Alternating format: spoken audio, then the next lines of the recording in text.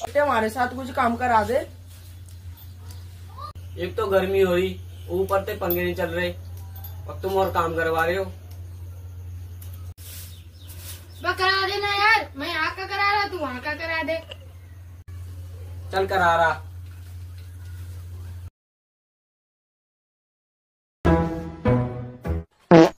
मैं थारा बाबा मदन लाल, इस भयानक गर्मी से बचने के लिए मैंने तुम्हारे लिए एक पंखा बनाया था जो बिना बिजली के चलो। वो भूरे के खेत में एक पेटी में दब रहा, जब तमो जरूरत हो उसे निकाल लो। चल मोड़ दे उसका पंजारा।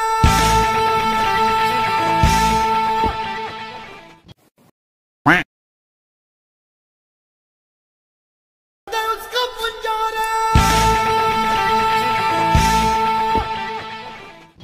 उसे निकाल लो। चल मोड़ दे उसका